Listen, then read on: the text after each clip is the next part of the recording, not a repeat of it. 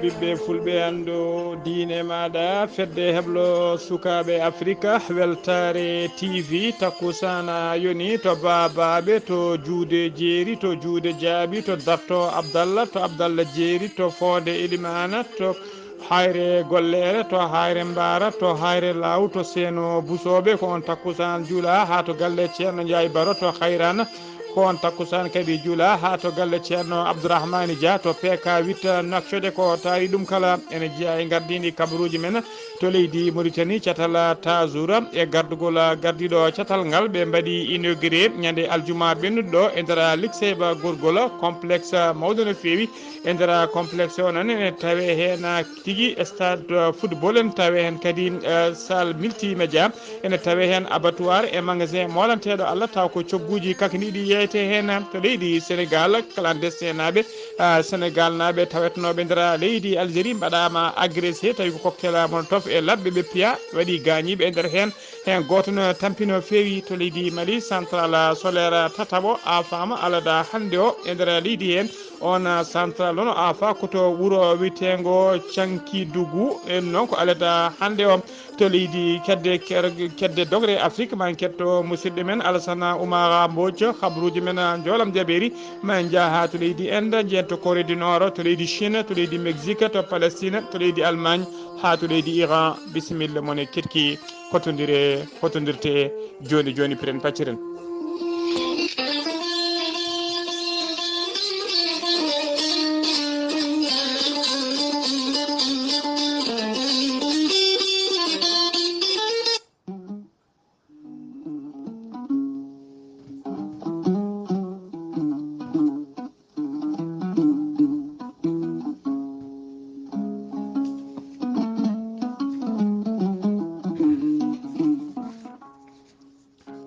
aadi bil aadi salade aadi ɓuuri firtude aadi ceerno Amadou Tidiane Diallo gorko mo melga wuuro jinneji wi ko firtata aadi mo aadodiri jayde weltare ɓiɓɓe fulɓe andu diine maɗa ceerno Amadou Tidiane Diallo ko jaadiɗo ɓalawal ednawal kala gando leɗɗe laaɓaɗo tigui defte ceerno Amadou Tidiane Diallo gorko mo melga wuuro jinneji ne safra rafiji kewɗiɗe jiida cirol omo safra wonduɓe kista wonduɓe fibrom dogam sita rewɓe ɗon koɓe sowade rewɓe dartoraɓe kala ceerno Amadou Tidiane Diallo gorko mo melga wuuro jinneji ene safra ɓen yanoɓe barogal eɓe seydineji mbahleti koye mumen kala ceerno Amadou Tidiane Diallo gorko mo melga wuuro jinneji ene safra wonduɓe koyɗe musoje keceje musoje koyɗe ɓuutoje ɓalli ƴakkoji kala ceerno Amadou Tidiane Diallo mo melga wuuro jinneji so tawi on jokkodiri so ɗam maldana balɗe tati tawat kon dowodiri a wi alhamdulillah rabbil alamin ceerno Amadou Tidiane Diallo gorko mo melga wuuro jinneji ne safra rafiji kewɗi taw ko rafiji gorago guila ustaraɓe gorago yawɓe yitade koyemumen jippiɓe leece e fiɗaɓe soppis kala ceerno Amadou Tidiane Diallo on fannomo jogui leɗɗe ko muɗeteɗe wiyete ko meeɗi moosa a ƴettat ɗum joni joni moosa no furu omo jogui leɗɗe goɗɗe leɗɗe ɗe urete sa urima ɗum joni joni jiitoɗa hoore maɗa ceerno Amadou Tidiane Diallo ko bawɗo listihara ko indema inde nenema kalantamo o haala ko wonema ha mbiya yoni ceerno Amadou Tidiane Diallo ne yawrata ɓeɗo weddaɓe korte wonduɓe dabaruji ɓe arsigaji men kippi kala ceerno Amadou Tidiane Diallo gorko mo melga wuuro jinneji ene andina dendagal kilineɓe mum e oɗo saaha mo tawi to nakcot lamorgo leydi Mauritanie to legal 6e élimina galle makko ne tawi hakkude robine 4 e robine 5 so tawi a ari ha yettima to garage setarnaji sa so yeeƴima ma sowna étage ne waɗi karoje ko ɗon ceerno Amadou Tidiane tawate ceerno Amadou Tidiane Diallo numéro makko leydi Mauritanie mbatta ko 46 94 21 91 walla kadi so tawi jiɗɗa ko hebdemo to banggue WhatsApp ko numéro makko leydi France mbatta ko 00 336 04 04 66 27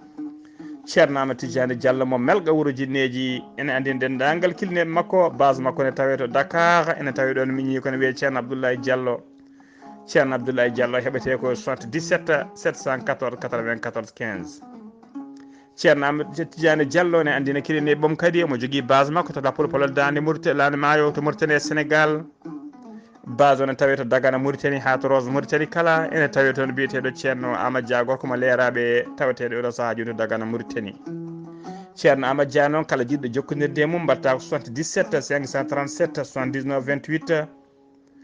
kala jokkodire makko fati leɗɗe koyɗe musoje leɗɗe ɓaydi ƴakkoji ɓalli musoji keceje musoje kala e leɗɗe gorago ma heeɓa hano hannirta ni ceerno Amadou Tidiane Diallo gorko mo melga wuuro jinneji kollaɓɗo reedu komalaɗo woni mbadden danɗo faade makko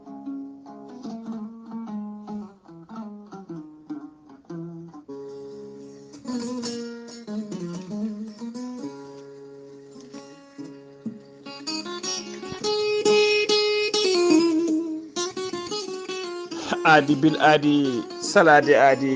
ɓuuri firtude aadi ceerno Djiby Sy wi ko firtata aadi mo aadodire Diande Weltare TV weltare ɓiɓɓe fulɓe andu diine maɗa ceerno Djiby Sy ko wittiyanke leɗɗe ko safriyanke safruji fina tawa ceerno Djiby Sy ko jaadiɗo ɓalwal e danwal kala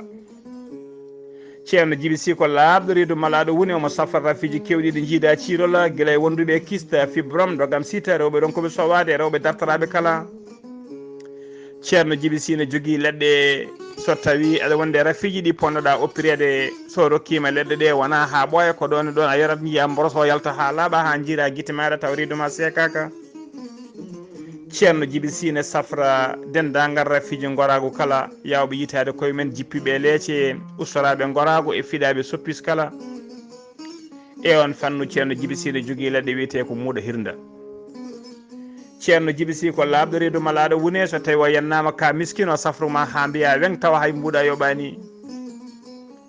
ceerno Djiby Sy ene jeeya e safroɓe ɓurɓe webde to banggue coggu saabu dendagal rafi mbawɗa wondude kala tawi ko leydi Mauritanie ko ujunnaje jeegom o guya so tawi ko leydi CFA e leyɗele ñamoje CFA kala ko ujunnaje jeegom tan o safranma ha mbiya weng so tawi kadi o yennama ka miskino jaati omo wawi safdema ha mbiya weng tawa hay mbuɗo yoɓani ceerno Djiby Sy ne jogui pegge e usula bawɗe neldede kala leydi e kala continent ko ɓeydoje arsigaji pittoji dabruji ceerno Djiby Sy ne yaroɓe en sabtoraɓe dewle ɓe arsigaji men kippi e ƴeewoɓe kayitaji e ƴeewoɓe embauche kala ceerno Djiby Sy ko laaɓɗo reedu malaɗo wune omo andina dendagal kilineɓe makko e oɗo saaha joni mo tawe to kay haydi numéro makko téléphone mbatta ko 47 22 80 84 ceerno Djiby Sy ne jogui leɗɗe e fannuji tati hen fannu goto fodde sappo e tati rafina yalta fannu ɗiɗaɓo ko sappo e jeenayi rafi yaltinta fannu tataɓo ko kawis meho tawete e muɗum waddete koye gawri suuna e gawri ndemiri so tawi a waɗino wirumani ko famɗi kala fodde temde rafina yaltayma ha laaɓa ceerno Djiby Sy ko bawɗo listihar ko indema inde nene ma dokkatamo haala ko wonema ha cikka ko toon hooɗi kala jiɗɗo waddinede listihar noon ceerno Djiby Sy ne jogui numéro weva e numéro orange money wonɓe tawannanɓe caggal leydi numéro o mbatta ko 00 221 78 128 35 98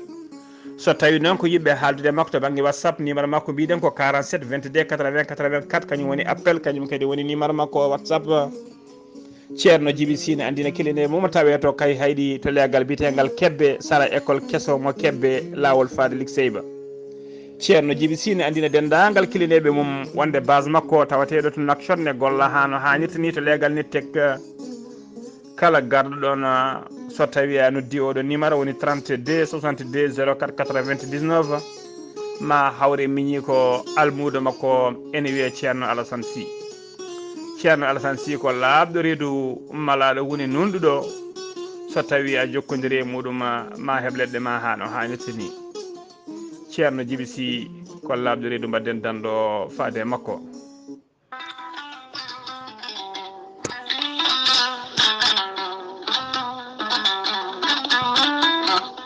an neɗɗo neɗɗo jambittowo ɓandu musoru ɓandu wuloru ɓandu jaadoru neɗɗo toƴiɗo mo ƴiƴam dogata e ɓandu muma jogiiɗo AVC jogii cardiaque jokkodire gorel te joni joni mbiya alhamdulillah.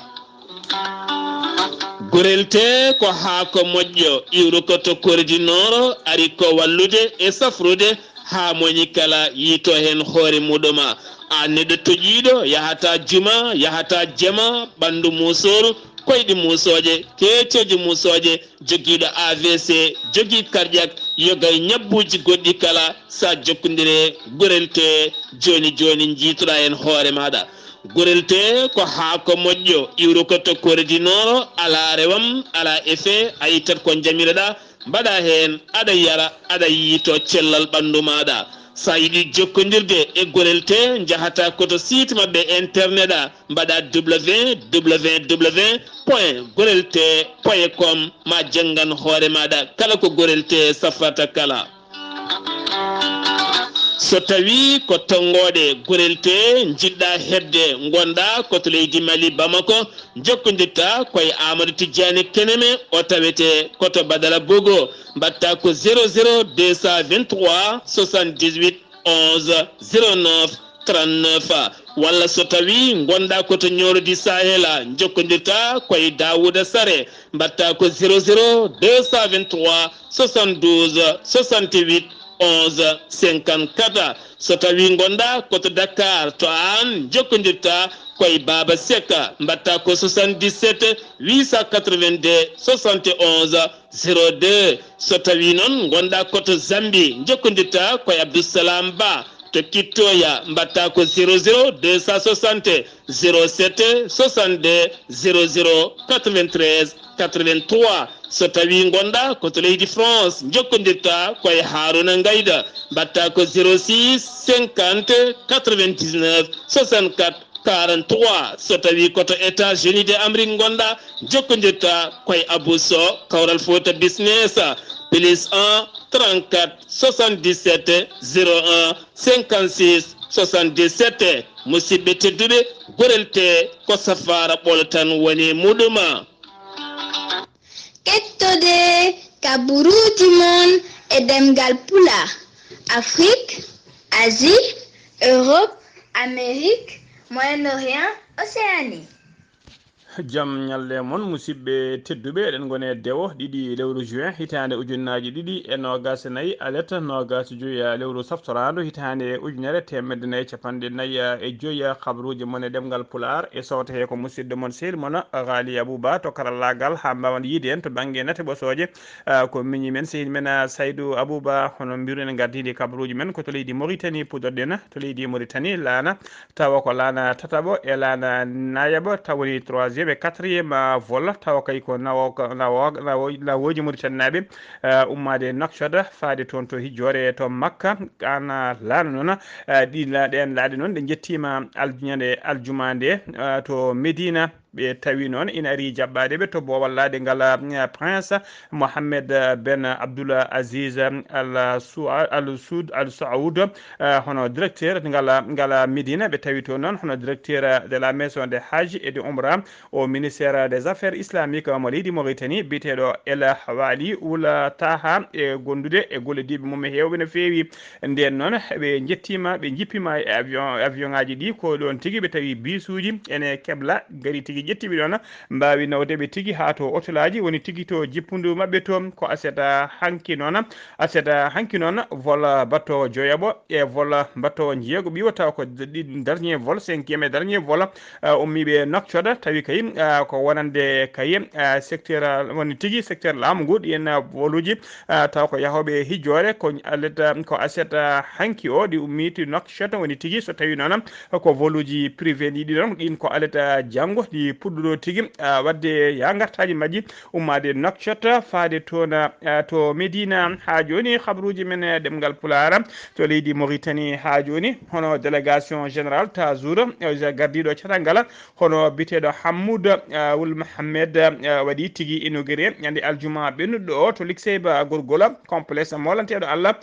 ina tawe nder oɗon complexe noon mbaɗaɗe inauguré espace uji taw espace uji récréative woni tigui to yimɓe garata e kala saha foftade e weltinde pittade men wondude e terrain football wondude e sala taw ko sala multi média woni bawɗo waɗede gueɗe kewɗe wondude abattoir woni tigui to damiri hirsete wondude e magasin taw ko magasin mawɗo no fewi on magasin noon tawa yeeto gueɗe ñameteɗe woni magasin divers tawi kadi ko cogguji kakidiɗi woni ko yeeyete e oɗon magasin ine tawtora cérémonie o noon hono gouverneur région de Gorgol biteɗo Ahmed na Wula Sidib wondude e maire commune mo Lixéba Gorgol hono Aboubacry Thimbo e yimɓe hewɓe no fewi tawa tigui ko arɓe tawtorede oɗon cérémonie kanko mawɗo tasu noon o holliri tigui ɗeɗo golle foof noon ko yidde kay ɗoftade e ɗoftude miijo horejo leydi ndi Mohamed Cheikh El Ghazouani o fodani kadi moqqarɗaji kewɗi goɗɗiɗi o yilliɗi kay wonde kay ma mahane kañum enne hono ko maha to Lixéba Gorgol ɗi moqqarɗaji kewɗi ma keɓ ɗum hannirta ni o waɗi supervisé kadi e nder jillu makko hen ko fati lancement fodde kay temedde ɗiɗi e capanɗe joyyi e ɗiɗi activité économique tawi ko activité ji ƴellitoji jeunesse ittoji ɗumen kadi e wasam gollade woni haɓade chômage ko noon kadi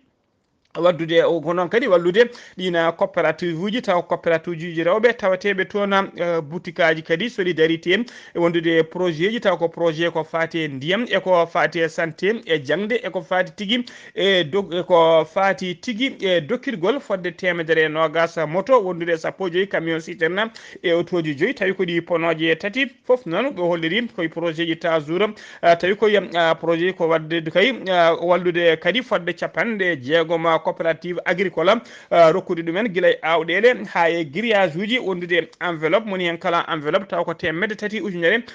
uguya noon tawa kadi ko ma wa ɗum noon ma fodde kay capanɗe joyyi e ɗiɗi fodde capanɗe joyyi e ɗiɗi boutique kadi ma mbaw taw ko prix ji kakidiɗi ma mbaw udditede e nder capanɗe joyyi e ɗiɗi commune tawateɗi e nder région ngaji jeegom woni to Gorgol Guidimaga Asaba to Braknat Tagante ha to Adrar Kalam ha joni ko leydi Mauritanie keɗoɗen jeen ha to Rosso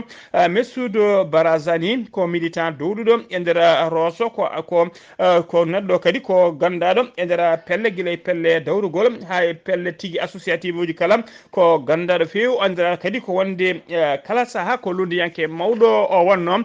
kanko noon e oɗo saaha noon o holliri tigui o eggi ha laaɓi wonde kay o eggi e landaji lunda o tawti o eggi ha laaɓi opposition o tawti landa laamu ka woni parti au pouvoir landa wiyete ko Al Insaf o waɗi haalande nde noon ko ñande alarba nogas jeenayyi lewru me ɓinnuɗo holliri kadi noon o holliri kadi ma o darono doole makko ɗe ponno ha candidat landa ka wawa hebde polgu e sungoji tijjani ñande nogas jeenayyi lewru juin 2029 o wi noon omo yetta Allah kono kadi omo yetta hono oɗon mennoɗo wonde ancien député mo Rosso biyeteɗo Salma Wula Meyne ko gonɗo sababude on noon holliri tigui noddimo e kala saaha ne wawi jomum e haalde makko ha wawi artirdemo e kayɗo landa wiyete ko El Insaf omo yetta kadi on darde muɗum on Wula Meyne o yetti ɗum darde muɗum kay ko fati darde ni guila e jeunesse ha e ɓamtare diwan Rosso ngal ka e tamodiral Rosso naɓe kala ha mbawa wonde neɗɗo goto ha joni ko leydi Mauritanie keddoɗen cadre uji département de Lixéba Gorgol e militant ji département o kala ine tawe kay oɗo saaha kala keɓugal molantegal Allah yidde yuɓɓinde meeting mawɗo no fewi toon to Lixéba Gorgol tawa kadi ɓe jiiɗi yuɓɓinde oɗon meeting koto Bowal maison de jeune wuuro ngo ene bisma noon dendagal département o kala ene bisma hen ko noon kadi tawi noon kadi tawtorede kay dendagal ɓen taw guila militant ji ha e cadre uji tawateɓe e nder falde département de Lixéba kala ko taari ɗum ene bisma e oɗon meeting o noon ko ñande aset jeetati lewru juin ndu gonɗen ɗo ɗamina tigui woni aset hanki o so arti ɗamini yuɓɓinede toon to Lixéba Gorgol ñande aset go hanki noon 1er juin cadre uji département tawteɗi e nder Nouakchott ɓe juɓɓini batu mabɓe ɓe juɓɓini tigui batu gam heblanade meeting o noon heblanade kadi rouma ruma jaribo tijjado mbele kayya sumgoji faade heblade sumgoji hoolejo leydi tijjadi nyande no gasi jenayi lewru juin 2024 be jubbini odon ngudona bat non koto galle ministre kana Mustafa Yero Baba ko non kadi be mbade kadi be kolliri tigi e der batu he kay darne fonde darede gilata bangi commission ngaji ha ko fati organisation kala bele ruma jaribo ene wawa tigi rewde lawol hano hanitani ha joni khabruji men demgal pular sen mimato likse ba gorgol ko to leydi Sénégal paadena to leydi Sénégal non Sénégal nabe Sénégal naɓe taw kadi ko wonnoɓe e ɗanne suuɗe to Algérie tawi ko yinnoɓe kay wadde ɗanne suuɗe faade kay donc oɓe kañumen mbaɗa agressé de taw kadi ɓe jeñira koko wiyete cocktail molotov e wondude e pigol ha labɓe hewɓe mabɓe gañima hen gañanɗe musɗe no fewi kono ɓuuri tampude hen ko biteɗo Mohamed ɗon ko jibinande weeli gara on noon e oɗo saaha kala oɗo saaha ne tawi hakkude wurɓe e mayɓe o fiya tigui ko cocktail molotov yani makko tawa kadi o sumi ko cumo muskuno feyoma tawi juuɗe safaɓe hono no holliri kay biteɗo monsieur Thiam on noon ko étudiant Sénégal naji kañum woni porte parole kadi collectif migraji Sénégal naɓe wurɓe toon en détresse o holliri noon ɓe kolliri noon wonde oɗo saaha joni kay ko fati kay e oɗon biteɗo Mohamed tawa kadi ko tawateɗo e juuɗe safroɓe ko wiyete tigui ko wiyete pronostic makko vital koko waɗa engagé woni tigui omo tampino feewi e deɗon gagnant taw kadi ko cumo muskuno feewi hono kay yaltini kabaru o noon ko biteɗo Babacar Sey wakata kañum woni président woni hoorejo ONG biteɗo Horizon Sans Frontières ko kañum ɓayini kabaru o aleta hande o ɗiɗi lewru juin 2024 ha joni koye on fannu keddoɗen brigade territorial ngal Foundiougne ɓe kolliri tigui wonde ɓe teeɓima temedere jo sagata yinnoɓe wadde ɗanne suuɗere woni clandestin ɓe nangano koto nokku biteɗo Île de Bora e nder commune mo Djilor région mo Fadiga ɓe nanga noon ko guilñen nogas jeetati lewru mai 2024 hen capanɗe nayo e jeenayo ko Sénégal laaɓe tawi hen ɗiɗo ko rewɓe hen nogas jiiɗiɗi ko Guinée Bissau naɓe hellirama hen nogas jeegomo kadi ko Guinée Conakry naɓe ne waɗi debbo goto hen ɗiɗo ko Mali naɓe e ɗiɗo heddiɓeɓe ko Gambinaɓe kadi hen goto ko debbo keddiɗo ko gorko ɓeɗo tigui woni nangaɓe tawi kadi ko yinnoɓe tawi ko yinnoɓe kay wadde ɗanne suuɗe dariɓe noon kalkolim wonde ɓe mbaɗi kadi temedere ɓe mbaɗi saisi wonde ɓe kefti e nder lana kam temedere capanɗe nayyi e jeenaya bidon hen bidon kala ko 20 litres taw ko essence carburant moɓe tawi e nder oɗon bato ha joni ko leydi Sénégal keɗoɗen yen hat nokku biteɗo Cap Skirring noon to ko Faray najo goto kañum tigui wara toon hewɓe kañum wara toon tawi kadi yooɓi fittanu makko ko sehil makko mécanicien makko kañum yooɓi fittanu makko o yooɓi fittanu makko caggal ɗum kadi ubbimo e suuɗayru e nder enquête o noon añere nde wawi yiitede woni tigui yenade to ubbanoɗo yiitama ɓe ubbitima kanko baraɗo o noon o wiyeteno ko Philippe nonne mo yarano duuɓi capanɗe jeeɗiɗi warimo noon ko sehil makko mbiɗen mécanicien makko kañum heewi fewnitandemo oto makko e kala saaha biyeteɗo Yoro Kande noon ko kañum tigui e kala saaha heewi fewnitandemo oto makko soppani ha tigui hoolare naati hakkude mabɓe holliri tigui ne wawi dañandemo taw ko werla moƴƴo no fewi o rokki ɗum million ngaji sappo 10 millions de francs CFA yo ƴeewamo oto caggal ɗum noon on majji ko waktuji kewɗi walla balɗe kewɗe ronki yitede caggal ɗum noon noddimo yo pottu e nokku maniyo tottamo oto makko soodi oto o nden o ari haw yetti ko ɗon yooɓi fittadu makko asi gaska noon ubbimo toon to warimo to ko ñande alkamisa capantati lewru mai maynuɗo ɗum saaga 11h ɓe jiiti añere nde o ubbitama noon ortirama to goskiyatama to morgo hôpital mo Ziguinchor kanko Yoro Kande noon baɗɗo ɗeɗo baɗal o teɓama tigui e oɗo saaha joni o teɓama o jebbilima e ko tuuma ko yeddani ɗum omo tawi tigi e oɗo saaha joni e juuɗe justice leydi ɗi omo fadi ñawore makko sen ummima toon to leydi Mali paɗen to leydi Sénégal paɗen ko to leydi Mali to leydi Mali asata hanki go lewru juin 2024 colonel Azimi Koïta hoorejo transition laamu leydi Mali o rokki coup d'envoi ko fati puɗɗugol golle afgo oɗon central taw ko central solaire woni kuɓɓam tawi ko kuɓɓam nangue ɗum noon en tawi to nokku hakkude to wiyete cala caka dugu to wiyete caga dugu cala koro ene tawe noon kilométre uji seeɗa hakkude muɗum e wuuro witengo Selengue ko oɗo central solaire noon woni tigui central solaire tataɓo e nder leydi Mali kala foof noon ko yimbadi kay yidde haɓade e yaltinde kay ɓesgu malinaɓe kala e coupuraji courant caɗele courant guuraɗe oɗo saaha nder leydi ndi oɗo leydi ndi ine tawtora noon jillu ngu fati e nguɗon jillu leydi ko fati e inauguration puɗɗugol golle oɗon central en tawtora tigui Choguel Kokola Maïga kañum woni hoore jagoɗe laamu ngu wondude ministre d'état et de l'énergie wondude hoorejo cetala bitegal CNT woni conseil national de transition e yimɓe gouvernement hewɓe no fewi central solaire gadano tawete koto nokku biteɗo Sanankoroba so tawi ko central ɗiɗaɓo o tawete koto nokku biteɗo Safo oɗo tataɓo noon ene tawe tigui toon to nokku biteɗo Cakandugu oɗon central noon afaɗo hanki o ɓe kolliri tigui wonde hattani makko ko temedere mégawatt Karima Keita kañum woni maire commune mo Cagandugu o holliri hen weltare makko mawde no fewi e weltare ɓesgu kala commune o kala kay ko hoorejo leydi ɗi addi oɗo central solaire gam haɓade ko fati tigui e caɗele kuɓɓam woni courant e nder commune makko ha joni ko leydi Sénégal leydi Mali keddoɗen hono poste de contrôle mo biyeteɗo poste mo noom Sombougou mahanoɗo kay mahiraɗo kay kene qime ha capanɗe 3 millions taw ko franc CFA ɓen sofreɓe ɗon hewɓe wirtaɓe ɗon e guirtade ɗon feccide ɗon e gollotoɓe e poste yakkala ɓe kolliri tigui caɗele mabɓe oɗo saaha caɗele poste o jogui oɗo saaha joni koko fati e ɗiɓɓere ngakkere kay ko fati e lumiére poste o noon woni tigui koye nder ladde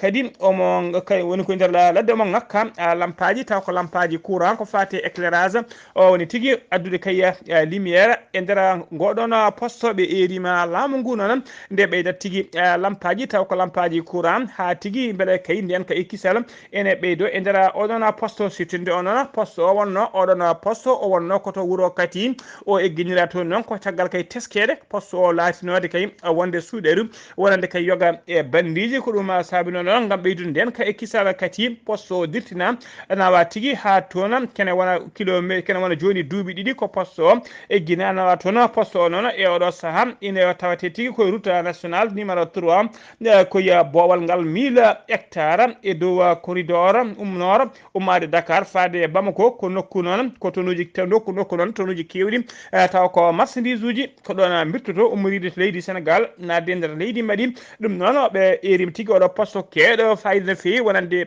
leydi ndi ɗum noon ɓe ñaguide laamu ngu ɓeydata hen ko wiyete éclairage public ha lampaji mbawa yomnade hen ha ɗum wawa lerde no hannirta ni ha joni ko leydi Mali kettoɗen to Tombouctou hono gouverneur région mo Tombouctou ene tawe e jillu makko toon to dire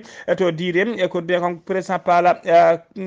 Bakou Kanté e commandant de secteur 3 de l'opération Maliko hono colonel Seydou Ba Ñangadou wondude Seydou Ba Ñangadou wondude e ɓe jettima noon toon to dire alata hande to dire ñande alata ɓennuɗo no gasa jeegoma e lewru mai 2024 addunoɓe toon noon ko yettinde duwawuji mabɓe ko fati kay taw koye dow inde gardiɗo leydi ndi hoorejo leydi ndi e dow inde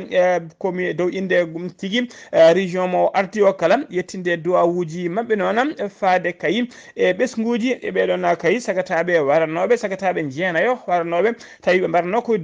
lawol hakkude Gouddam faade dire sagataɓe jeenayo ɓe waranoɓe noon kamɓe kala ɓe gonno kay ko faade Tombouctou tawi wannoɓe ko tigui wadde kawguel gam laatade koninkoɓe woni nadde e armé anguissade koye ngan sanga pittali mabɓe ittano e dow lawol ko ɗum noon ko sababude ɗum noon addiɓe to noon yettinde duwawuji mabɓe ha joni habruji men ɗemgal Pulaar kedde Afrique ma jabbo musidɗo men sehil men Alassane Oumar Mbocca gorko mo Sara dogo Assane Oumar Mbodj a salminama. en calmitima Ghali Abou Ba en calmini dendagal hettiyankoɓe Ayawo TV kabaruji men ɓurɗi tewtude e dongre Afrique e ñalawma hande o puɗɗorɗen ko leydi Côte d'Ivoire. leydi Côte d'Ivoire de ɓe certe e on mais noon ardata kono leydi ndi gila kay ujunnaje temedde jeenayyi capanɗe jeenayyi e tati ha ujunere temedde jeenayyi capanɗe jeenayyi e jeenayyi taw ko oɗo biyeteɗo ari ko Mbedje kanko cankinoɗo gila goo lewru août ujunnaje ɗiɗi e nogas e tati ko on tigui wirna e ñalawma asatare hanke wonno toon to wuuro makko noddirtengo hono Popotro Sow ko toon tigui o wawi hono o wirnede ɗum noon ɓen yiɓɓe makko duusimo noon ha e galle makko hono cakkitto ɗum noon waɗi ko taw ko centre taw kadi ko leydi ndiyete toon to hakkude Benin e Niger to de ene waɗi frontiére o koko udda gila e ɗin dumunaji wonnoɓe jinno kadi ko wadde masalaha mbatte kay ma frontiére o wawa huɗudede ɓe mbawa hono yawdirde ɓe wawa wadde gueɗe mabɓe ndeɓe ponno waɗirde guila e jeygu en hani e gueɗe goɗɗe kono noon e oɗo saaha ene dayi teska wonde kay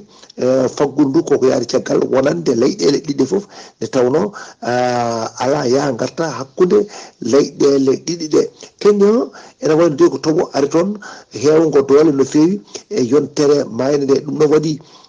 toon to vallée de Rift ene wayno to banggue hirnage leydi ndi ko toɓoji beyi gari toon ha kewi hani bonni remru mabɓe no fewi ɗo no fewi ɗum ɗum ma won capanɗe jeegom e jeetati hectare ko remru koko yaade e ndiyam ha laaɓi addini noon ene wayno ɓen fodde kay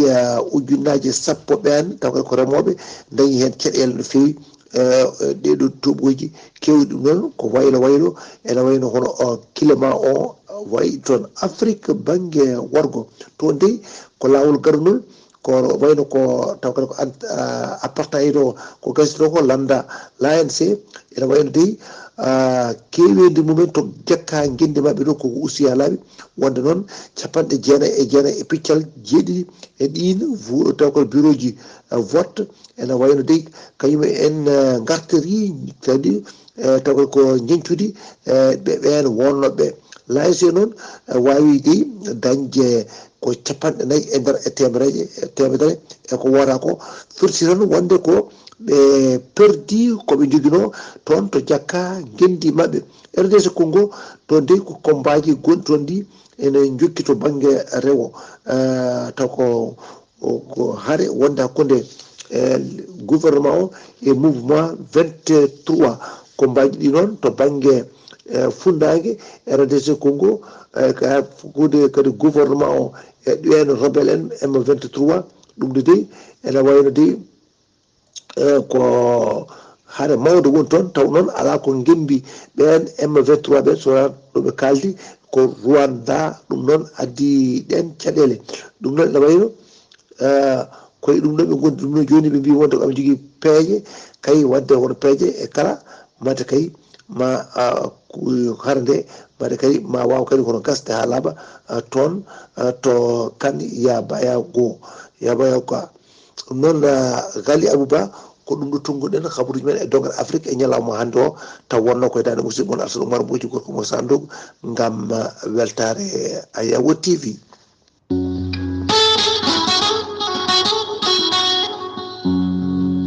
Gonkay miniyanja keɗotomi ko jange heblo sukaɓe Afrika nde tawno jange ndene laaɓi kadi humpede welami humpitede ɓuuri humpede golle ma jooɗi peewi Yaya Ndiaye ko noon kadi golle ma peewi Alassane Oumar Mbodj gorko mo Sarandogu takkusan juulama ha toon to galle ceerno Amane Néré to Nouakchott ha to galle ceerno Ɗaha Duké to Nouakchott ko taari ɗum kala kabaruji meɗen jooɗan jaɓɓeri koto leydi en puɗɗorɗen kabruji men jolam jaɓeri koto leydi enda puɗorɗen to leydi ende noon teskama capanɗe tati agent taw ko agent ji électro suɓanoɓe kay waɗanoɓe nder bureau de vote mbasi pittali mumen mbasi pittali men kamɓe capantato e tatoɓe kala yoɓi pittali mabɓe noon ko guleki kamɓe foof kadi ɓe maayi ko ñalawma sakket vote o woni aset hanki o ɓe kamɓe foof ɓe canki kadi koye nder oɗo état biteɗo état duttara Prades ko état ɓurɗo région ɓurɗo wulde teskede nguleki kay e oɗo saaha joni tawe to rewo leydi ndi oɗo saaha kala noon ko nguleki muski tawete toon laamu ngu noon kolliri tigui wonde kala ɓeɗo famille aji tawa capantati e tati neɗɗo famille hen kala ma laamu ngu rokku ɗum million e feccere haalisa ruppi woni haalisa mo leydi ende ñamata e ɗum hawra noon million feccere nde noon hawrata ko 17 ujunere dollar famille kala ma totte ɗum kono no holliri kay taw ko on directeur général des élections ko ñande talata nayi lewru juin ndu gonɗen ɗuɗɗamina tigui ma jencude woni résultat ji subgoji ɗi jaltu ha laaɓa hakkillaji foof noon keedi wonde kay koye biteɗon haranda modi gonɗo hoɗo jagode leydi ndi ko kanko heɓata polgu heɓa polgu noon taw kadi ko ngollo wattata 3e makko mandat koto Corée du Nord paaɗen laamu Corée du Nord aynima fodde temedde jeegom fandu woni ballon tawi fandu hen kala woni hen koko wiyete déchet ji ɗin déchet ji noon guila kay ko wayno mégoji cigarette ha ko wayno mbusuji e déchet ji plastique ko ɗum woni koɓe mbaɗi e nder ɗiɗon balaŋaji ɓe gutti ɗumen ha weeyi ɓe ayni ɗumen e weeyo tawi kadi ko wadde faade banggue Corée du Sud kala no kanƴi hollirama noon kala waktu e wayno kala waktu fodde paali nogas ha paali capanɗe joyyi woni 20 à 50 ballon kala waktu ene wirto ɗon ene wirto walla ene soyne e nder weeyo taw ko Corée du Sud ummorade toon to Corée du Nord ha joni habruji men ɗemgal pular habruji men jolam jaɓiri koto leydi Chine paaɗena machine woni sondo mo laamu leydi Chine aynino guila e lewru mai maydu ndu tawa kadi ɓe ayno ɗum ko faade kay toon to dow lewru woni linno on machine o woni on sonda ene wayno o yettima to linna to woni mujibu makko noon ko gam kay ƴettude échantillon ngaji e lewru he haaɓe mbawa tigui wadde tigui ɓeydude wittoji mabɓe e ɓeydude tigui humpito mabɓe e programme mabɓe moɓe jogui sonda o noon ɓe inni ɗum ko Oshanga 6 koto leydi Mexique paaɗena ko alada hande woni tigui sumgoji leydi Mexique fodde 100 million électeur wintiɓe liste électoral ko hande nodda e bureau ji de vote moni kala yo ara haala mbiri mo suuɓi ko subgoji noon ɓurɗi mawnude ɓurɗi yajje e nder leydi he kala fodde kay ujunnaje e nogas mandat ina ɗamini tigui ɗaftodirede toon ko ruuma jaribo noon kadi ɓurɗo hewde wargoji saabu ko ruuma o fuɗɗi faade oɗo saaha joni fodde nogas joyi candidat taw ko yinnoɓe wonde mairuji pittali mumen ittama toon taw ko waraɓe koto Gaza paaɗen to Palestine armée leydi Israël ne jokki tigui ɓadde bombardement mum ha tengti noon to Rafa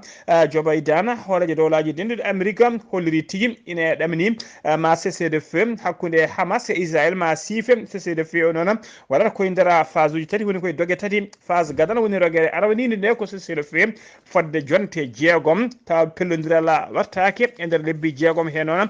denda e nder jonte jeegom ɗe noon beele kay dendagal otage uji Israël naɓe tawateɓe juuɗe Hamas kañumen kala mbawa woppitede ha laaɓa ha tengti noon e ɓuurɓe kay wallde vulnérable ɓe cellani e rewɓe e ɓuurɓe tampude ɓe mbawa woppitede pata toon to Israël beele kadi Israël kañumen hoore mum ene dartina guerre o tawa kadi ne dartina yalta e nder yoga e guure tawa ko ɓurɗe mawnude e nder leydi he Israël noon holliri tigui Israël naaɓe noon ɓe kolliri ɓe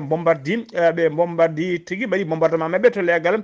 bitegal Sabra to hirnangue Gaza ɓe mbaɗi toon yimɓe hewɓe no fewi taw ko joguitiɓe ɓe kolliri kadi ɓe bonni toon dépôt mawɗo taw ko dépôt militaire koto leydi Allemagne paaɗen to banggue worgo leydi Allemagne ko toɓoji kewɗi ndiyam jaaduɗi tigui e yoolari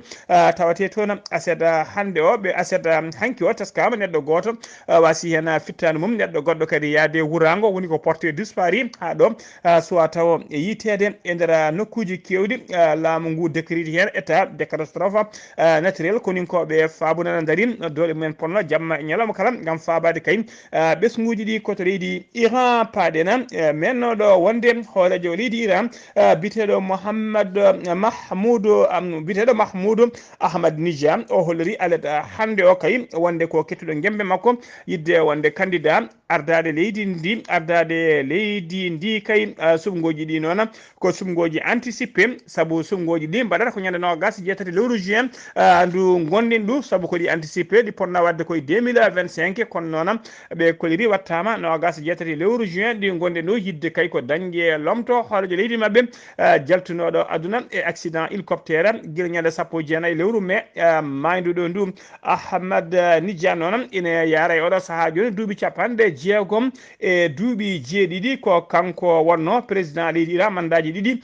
deggodirɗi woni 2005 ha 2013 ko neɗɗo noon gañƴo Israël no fewi tawi kañngu makko kadi suuɗaki e kala saaha omo haala konngudi taw ko konngudi musɗi no fewi faade tigui e laamu Israël ko ñande sappo e goho lewru juin gonɗi ɗo